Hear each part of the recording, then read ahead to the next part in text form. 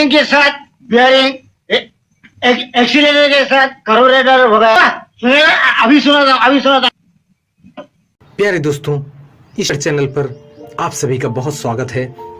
दोस्तों, ये आपका अपना YouTube चैनल है जिस पर फिल्मों से जुड़ी बातें होती हैं। दोस्तों, इसी क्रम में आज हम बात करेंगे एक ऐसे अभिनेता जिसको लोग देखते ही हंस पड़ते थे, यानी हंसने को मजबूर हो जाते थे। बात कर रहे हैं कृष्ण मुखर्जी की। दोस्तों, 7 अगस्त 1925 को इनका जन्म हुआ, जो कि एक भारतीय अभिनेता, यूं कहे कि हास्य अभिनेता थे। उनका जन्म कोलकाता कि बंगाल प्रेसिडेंसी ब्रिटिश भारत में हुआ था, यानी तब देश गुलाम था। उन्होंने हिंदी फिल्मों में हास्य शराबी भूमिकाओं में विशेषज्ञता हासिल थी उनको। हालांकि वह हिंदी फिल्मों में अपनी शराबी टाइपकास्ट भूमिका के लिए प्रसिद्ध थे, लेकिन वे जीवन भर एक मद्यपान करने वाले व्यक्ति थे।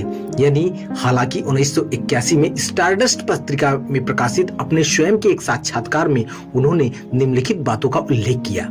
उन्होंने कहा कि मैं बहुत पीता हूँ। मैंने शराब पीना तब शुरू किया जब मैंने अपना गृह नगर छोड़ा और फिल्म में हीरो बनने के लिए बॉम्बे आया। मैं रेलवे क्वार्टर में एक गंदे से कमरे में रहता था, जहाँ खाने के लिए कुछ भी नहीं था, लेकिन पीने के लिए बहुत कुछ था। मैं पीता था क्योंकि मैं निराश था, मेरे पास कोई काम नहीं था। मैंने कुछ नींद लेने के लिए पिया और कुछ यह भूलने के लिए कि चारों तरफ चूहे दौड़ रहे थे, कि मेरे बगल में एक कुत्ता सो रहा था।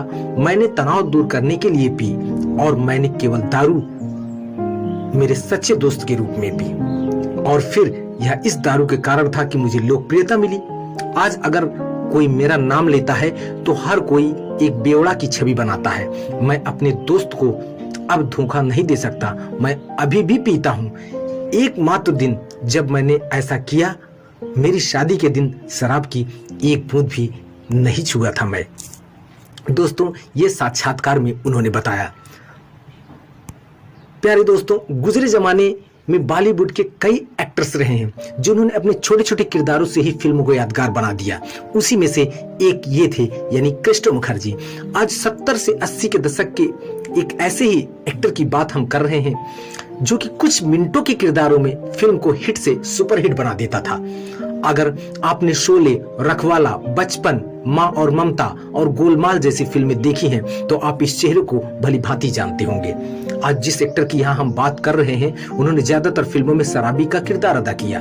वह अपने उम्दा अभिनय से किरदार के पर्दे पर कुछ इस तरह से जीवित करते थे कि दर्शकों को लगने लगता था कि वह नशे में ही एक्टिंग कर रहे हैं। अब तक तो आप समझ ही गए होंगे, हम बात कर रहे हैं 70 के दशक के जाने माने कॉमेडियन और हिंदी फिल्मों की शान कृष्ण मुखर्जी की। उस दौर में कृष्ण मुखर्जी की कुछ ही ऐसी पहचान बन गई कि उनके पर्दे पर आते ही सिनेमा घर में तालियों की गड़गड़ाहट से गूंज उठते थे और फिल्मों में टल्ली बन छाने वाले इस एक्टर का जन्म कोलकाता में हुआ था, जो मैंने आपको बताया ही।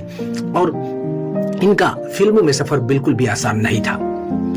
दोस्तों, बंगाली फिल्मों से उन्होंने शुरुआत की। कृष्ण मुखर्जी को हमेशा से रंगमंच और नुक्कड़ नाटकों का शौक था। कोलकाता के रहने वाले इस एक्टर ने बंगाली फिल्मों से अपने अभिनय की शुरुआत की थी। पहली बार मशहूर डायरेक्टर ऋत्विक घटक ने ही उन्हें अपनी फिल्म में मौका दिया था। ऋत्विक घटक की बंगाली फिल्म में काम करने के दौरान एक्टर की मुलाकात फिल्म मेकर ऋषिकेश मुखर्जी से हुई थी। दोस्तों, ऋषिकेश मुखर्जी की अधिकतर फिल्मों में ये नजर आए थे। फिल्म मेकर ऋषिकेश मुखर्जी ने कृष्ण मुखर्जी को अपनी फिल्म मुसाफिर में कास्ट किया।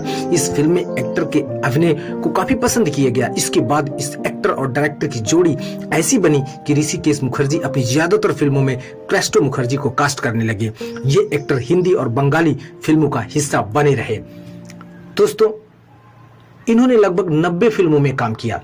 कृष्ण मुखर्जी ने अपने 3 दशक के लंबे करियर में 90 से ज्यादा फिल्मों में काम किया। दिलचस्प बात तो यह है कि उन्होंने ज्यादातर फिल्मों में शराबी का ही किरदार अदा किया। उन्होंने फिल्मों में अपने छोटे से किरदार से ऐसी पहचान बनाई कि आज तक ऑडियंस उन्हें भूल नहीं पाए। दोस्तों, ऐसे एक्टर का 2 मार्च 1982 को मुंबई में एक एक्सीडेंट में, जो अभी तक का जो हम न्यूज पाए हैं ऑनलाइन, उसमें यही है कि किसी एक्सीडेंट में वो खत्म हो गए थे।